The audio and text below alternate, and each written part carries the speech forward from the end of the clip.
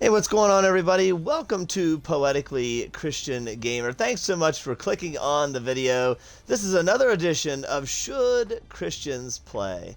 The series where we go between the ratings of the ESRB to answer the questions, should a Christian play? And is this game accessible for me? Hi guys, my name is Derek. I'm a legally blind gamer and preacher, and I review these games on two fronts. Is the game physically accessible for someone low vision or blind, the deaf and the hard of hearing, and the motor disabled? And of course, is the game on the other front accessible for a Christian to play? Well, that's what we're going to look at today, guys. And today we're reviewing the game Avowed that just recently came out on your Xbox Series S and X, and of course PC as well, guys. We're going to see how accessible is this game for both fronts. If you like this kind of thing and you're new to the channel, guys, go ahead, hit the subscribe button on Poetically Christian Gamer along with that bell notification. That'll alert you the next time we make any of these accessibility reviews, along with the Let's Plays that we do of retro and modern games, and of course Bible sermons, all things for faith and fun, guys, God and gaming. That sounds like you. Go ahead and subscribe, and go ahead and like, shares, and comment on these videos. It helps us to further the kingdom, guys. We can't do it without you. We're on the road to 700 subscribers. Currently, we're at 656, guys, and we can't do it without you. We appreciate each and every one that we get, guys, you joining us on this journey to further the kingdom. And if you're watching on Poetically Christian Gamer Twitch, guys, you can hit the follow button, and that will give you a little notification the next time I go live with these reviews, and you can join me on these, the Let's Plays, and all that we do, guys. Alright, with all that out of the way, and with all that being said, let's jump into the review of Avowed, guys. And let's jump into the physical accessibility part of the review, because, that's the part that I like to start with, and I come at things from the low vision and blind spectrum, so we'll start with that. Okay, so for the low vision and blind, if you were wondering, I know the first thing I always wonder with these modern games is there menu narration? And the answer is no, guys. Unfortunately, there is no way of having any kind of menu narration on this game. It's unfortunately something that doesn't exist, even though it's a 2025 game. I still can't believe this. But there is no menu narration on this game whatsoever. But there is possible for menu memorization, as there's not a whole lot of options, at least in the initial menu here, but there's going to be quite a lot of sighted assistance required to set your character up. But you can simply just select a preset character if you wanted to just do that and jump into the game. Hit your RB several times till you can't hear the clicks anymore. That's wanting you to select the difficulty.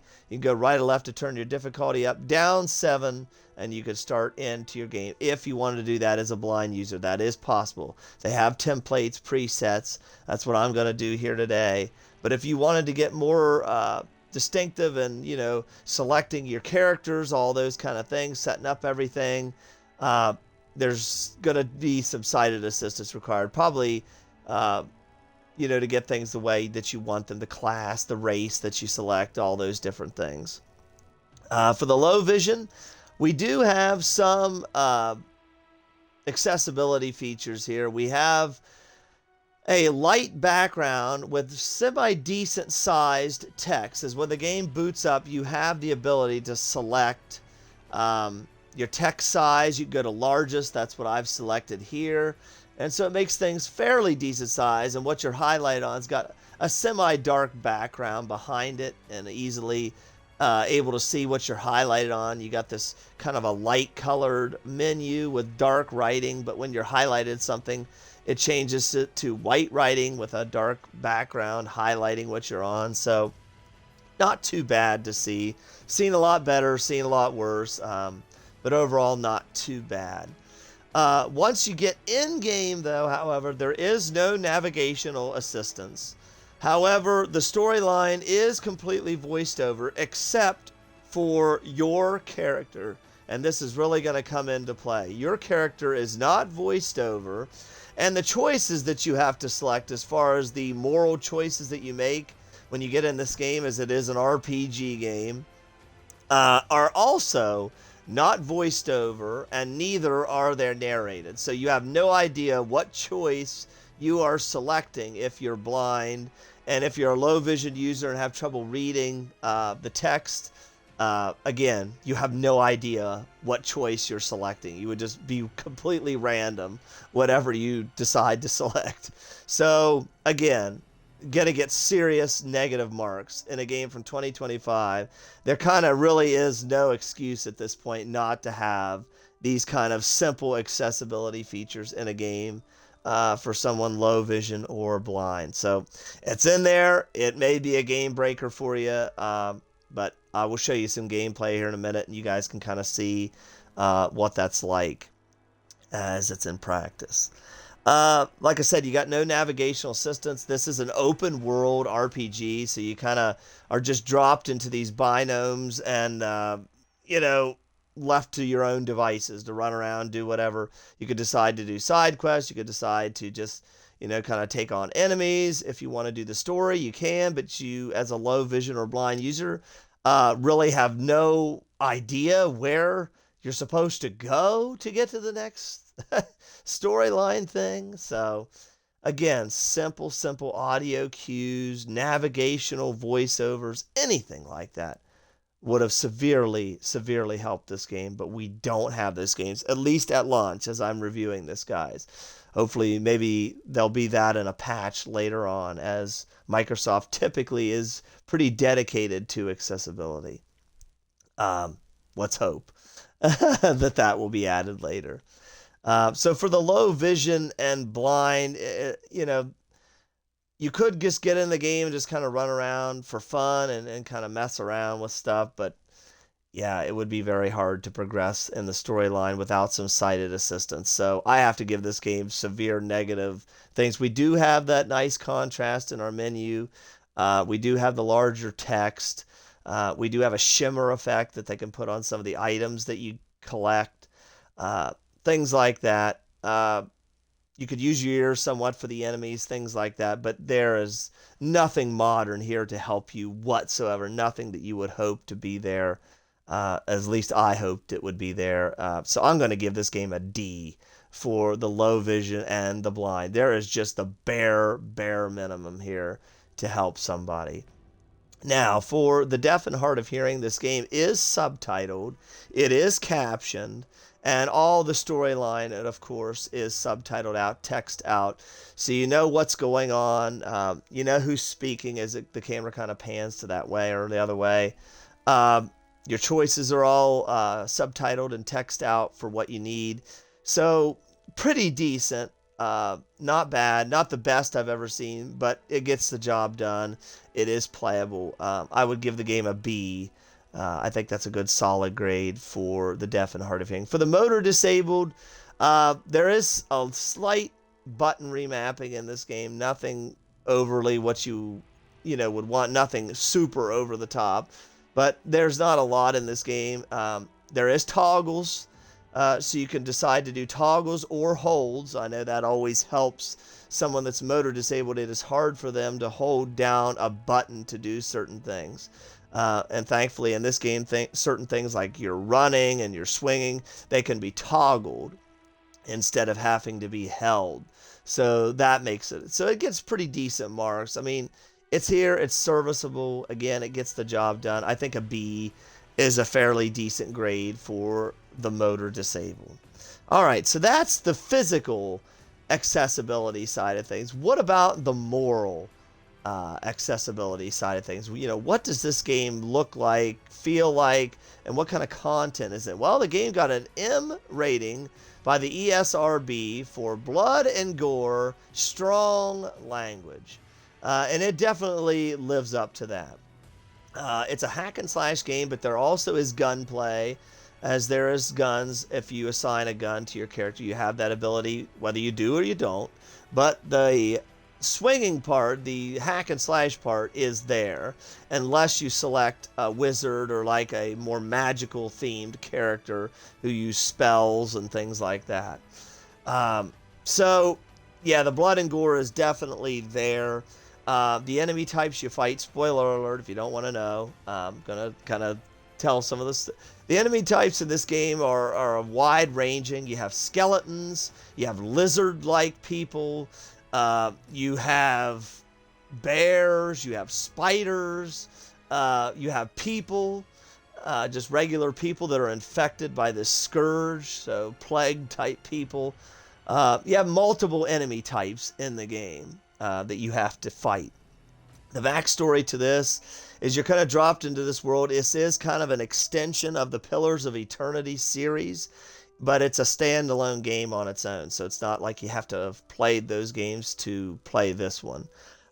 You're dropped into this world of Eoria, and you basically play a representative of the Empire. Can anyone say Star Wars? And you're there to kind of make sure that everybody falls in line in this living lands, you know, this uncharted frontier, this unclaimed lands. And of course, the Empire wants to claim it for themselves. And so you're there as their representative, you know, to make sure things go down. There's a plague going on in these living lands, you know, called the Dream Plague, or the Dream Scourge, excuse me. And it's kind of infected people and made them crazy and want to attack people and kind of disfigured their appearance. And you're there to kind of make sure this gets squelched and falls in line and gets taken care of as well. This is just the basic story of the game. And your character also, and here's where the problem maybe comes in beyond just the, you know, disfigurement of the people and the mutated things and the spells and sorcery and any of that kind of thing that Christians may have a problem with, that may, you know, challenge you, and that's up to your discernment on those things. But I'm just telling you the content that is in the game. You know, beyond all of that, your character also is what they call a god-like. So in other words, you were touched by a patriot god when you were an infant, and so therefore you have godlike abilities. You can see where the problem for a Christian is already going to start coming into play here. It is fictitious. There are multiple gods in this storyline to this game.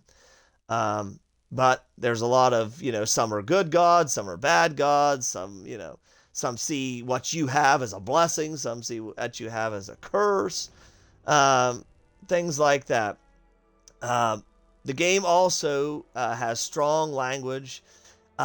It definitely, within very early on, and we're hopefully not going to get to that, and I'm going to cut it before we get there. The game does have D words, S words, F-bombs, all those things very early on into this game. And the blasphemy is right there, stepped up as far as taking the Lord's name in vain or blaspheming. It steps right up into the line. This is a fictitious world, and I'm going to keep saying that.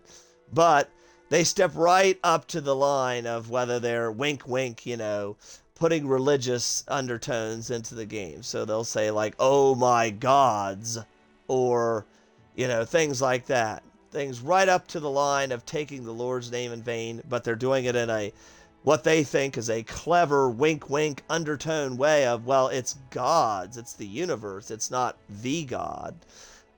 So you could see that definitely as a Christian, read into it, and, you know, whether you're offended by it is in your hands, but I am letting you know it's right there.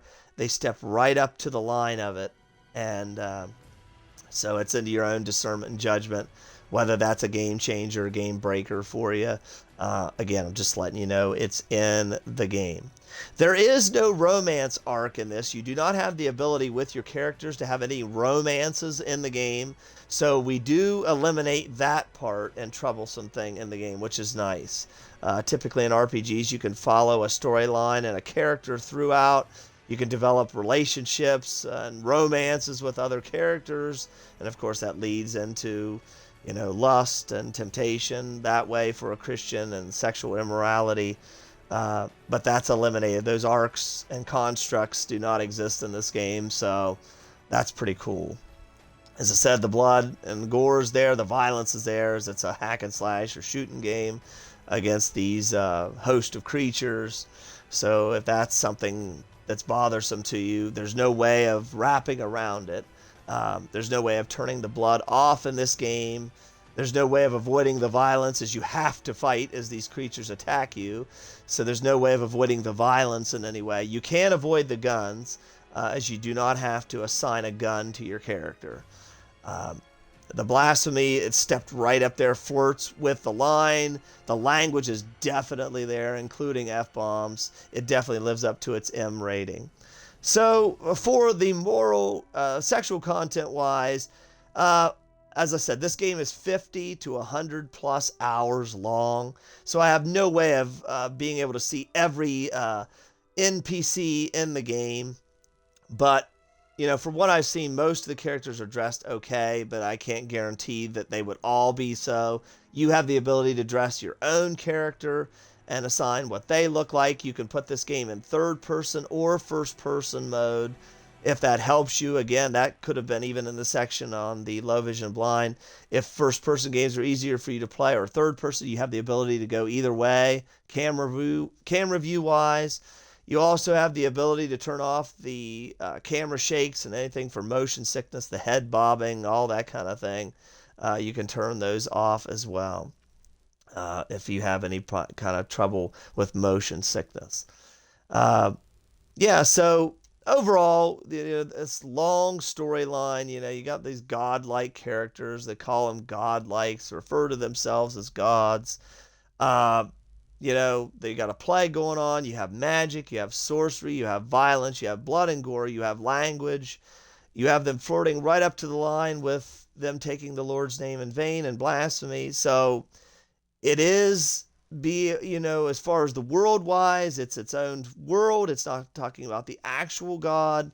But I think, whether you go either way on that decision as far as the blasphemy, there's enough here otherwise as a Christian for me, in my opinion, to recommend not to play this game due to just the sheer violence that's unavoidable, the language, the F-bombs that are pretty persistent. This isn't something that just sporadically happens or sprinkled throughout. I mean, it is very, very apparent and very frequent in this game. So there's enough there outside of whether you say it is or isn't blasphemy for me to say that I would give this game a D, if not an F, for Christian moral accessibility. It's a rough recommend. So gameplay wise, let's see what the game looks like. It'll give you a little bit of the backstory so you guys can see it. Spoiler alert, if you don't want to see any of the story, you can click off the video now. I'm just going to show you the beginning. We're not going to get any far into it. And this will give you a gauge of what the storyline is to it and what the game looks like when we get to the gameplay. All right, here we go, guys. Aora, a world where mortals live, die, and are reborn through the turning of the wheel, in a cycle of reincarnation, watched over by the gods. Our gods, some of whom love us more than others. Your home, the Adiran Empire, is treasured by Wodica, Our Lady of Law and Vengeance, the burned queen. But our goddess has lately turned her eyes from us, and our empire has suffered revolts, famines, challenges to rightful rule. We lack a common purpose, but we could find it in the living lands, a rich and lawless island settled by fugitives, wanderers, exiles, and us. Yet the more we free this place from danger, the more the land fights back. And now, as our colonists crowd into Paradise, the last safe city, the locals find themselves crowded out. Many years ago, you were born to a family in our Adiran Empire. And in a rare turn of the wheel, you came into this world a godlike, touched by a patron god in the womb. To some, a blessing. To many, an abomination. You grew up an outsider, but I saw potential in you. Potential and an opportunity. And within my court, you found purpose. Now I call upon your vow to our empire and name you my envoy. Venture forth in the name of your homeland and secure our future.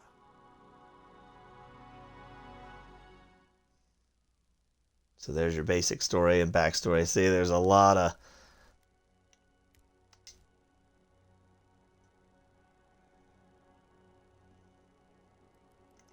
All right, we'll just jump ahead to the end. Okay.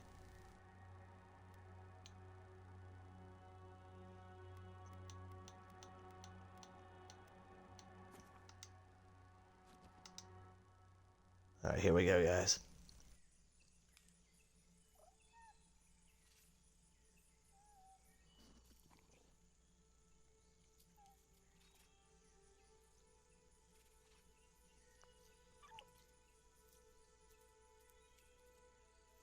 Show you the intro to the game here. The graphics are really good on this. The music's good.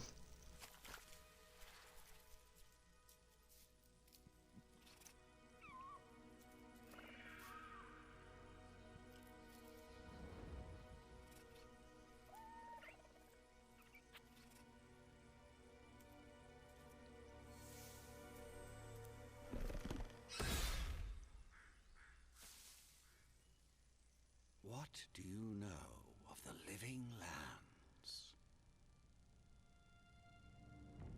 The rumors and tales are so vexing, they cannot be true. And yet they are. Those untamed wilds, overgrown with the most curious wonders and the most dreadful abominations. There beats a dark pulse within the heart of that soil. Something vile stirs beneath the earth, seething with rot and decay. A corruption growing beyond every... This has got a little bit of grossness, guys.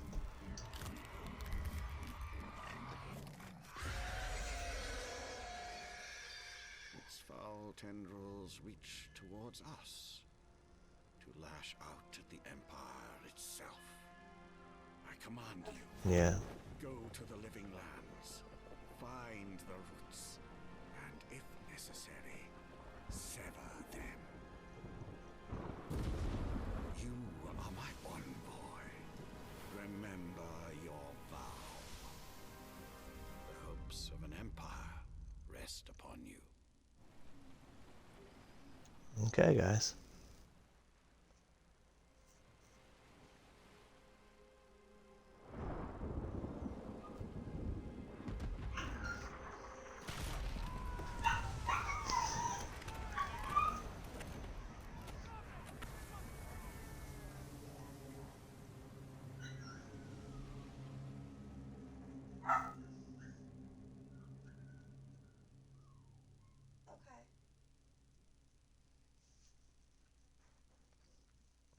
Yeah, we're gonna see the gameplay of this.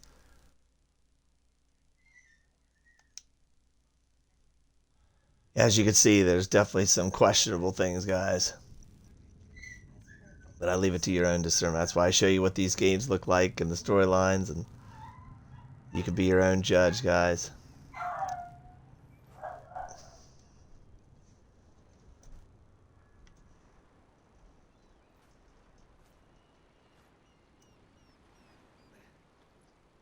My little puppy barking in the background. Sorry about that, guys.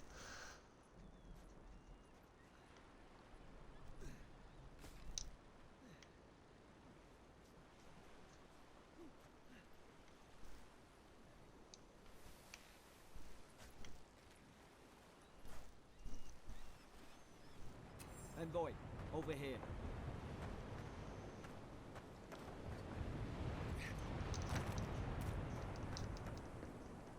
See, we have no navigational assistance, guys. None. All right, I'll be here. But don't take too long looking round. You don't have to talk to this guy. You can kind of choose to go around, and I'm going to choose to just kind of run around a little bit. Because when we get into the storyline, as I said, it does not take very long to get the language going, and I don't want to see that, and I don't want you guys to hear that. But I just want to kind of show you it's a first-person game. You can set this to third as well. You kind of have a parkour thing going on as you can kind of jump over things. You can collect. You can do the hack and slash. You can, if you assign a gun, you got gunplay. Typical first-person stuff. Typical RPG stuff. Action RPG. Nothing overly, you know, different or out of the box is what you would expect from this kind of a game. But I always like to let you guys see it, hear it, experience it for yourself. You can kind of double jump, as you can see. You can climb up things, get nice views of stuff. That part's pretty cool. Got nice graphics, nice views. Yeah, overall, I got no complaints with the game. As far as that goes, you know, right trigger does your attacks. Typical stuff from any first-person game. I just wanted you guys to be able to see what the game looks like a little bit. And then later you get your dagger and you go on, you start fighting enemies and things like that. But I don't want to show the blood and gore on here, guys. You get the idea, you get the point. If you want to see gameplay, you can go other places on YouTube and watch full playthroughs and things like that. I'm just here to kind of give you the overview of what is in the game and then kind of show you some gameplay of what it looks like and plays like. So overall, guys, this has been my review of Avowed. From the physical accessibility side of things, low vision blind, we got no menu narration, no navigational assistance. We do have contrasted menus and large text, so that's nice, but that's about all that we get. Nothing to help you in this game virtually at all other than some large text and menus. So for the low vision blind, hard to recommend, D. From the deaf and hard of hearing, we do have subtitles. The text size is, the subtitles are able to be adjusted to large as well. You kind of have a little bit of an idea who's speaking, but not really on certain things. But it is there. It's serviceable. Can't give it any more than basically a B. It's there. It gets the job done. And for the motor disabled, you do have a little bit of kind of controller remapping. You do have the ability to have toggles instead of holds. That's nice, but you could always have better, especially on console. So again, okay, gets the job done, B.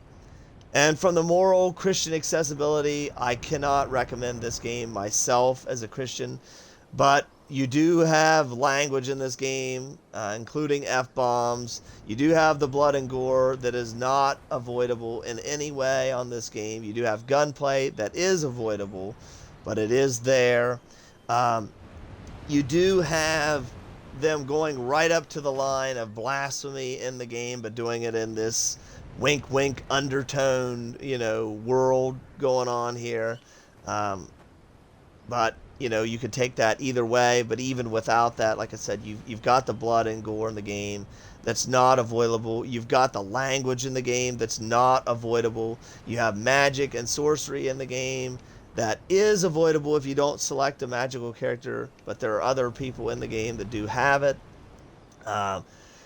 You've got multiple things in this game outside of that. It's a fictitious world. Obviously, we can divide the world between reality and fiction, and this is fiction. It's a world of gods, good and bad. You are a god-like, as you heard in the story. I don't have to explain that to you. You guys heard the story for yourself. So that could present its set of, interesting challenges in itself. The backstory to this, and the moral choices that you have to make, they are in your hands like a typical RPG would be. So you kind of have a choice, but there's certain things you don't have a choice on in this game. So it's a hard one to recommend. With the language being in there, with the blood and gore being in there, with the strange, subtext and underlying things to the game being there, the sorcery kind of being there, and the magical stuff that some might have a problem with. This is a hard game. Very, very hard game to recommend. The godlike stuff, them worshiping you in certain places, or some look at you and worship you, some don't. Some look at you as a curse. That's blasphemy, being worshipped. It's, even though it's in the context of a fictitious world, it still may make certain Christians uncomfortable. So again, I would give this game a D for Christian moral accessibility. Hard to recommend, hard to get past certain things, and there's no way of getting past the blood and gore and the language in the game.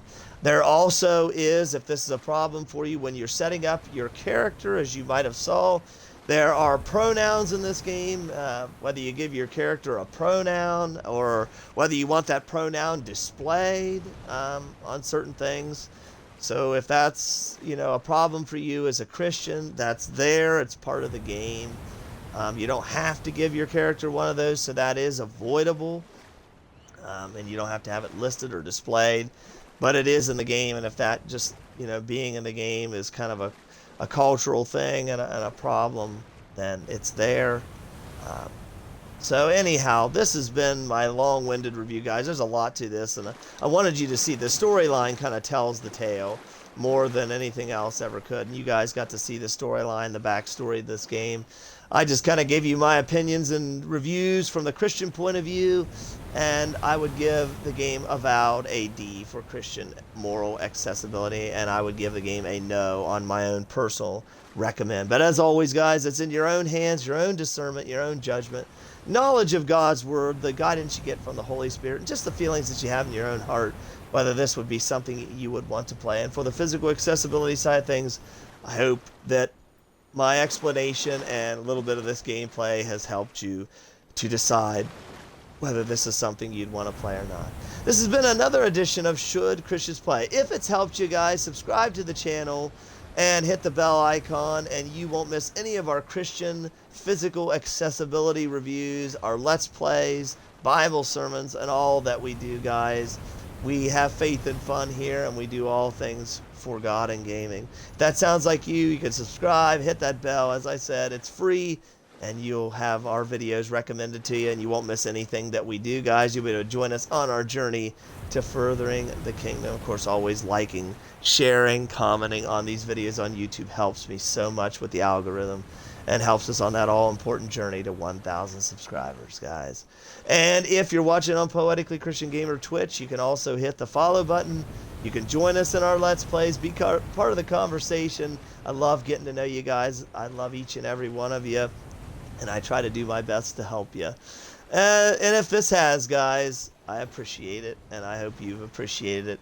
This has been another edition of Should Christians Play, the series where we go between the ratings of the ESRB to answer the question, should a Christian play, and is this game accessible for me? I love you guys, God loves you, and until the next one, best wishes.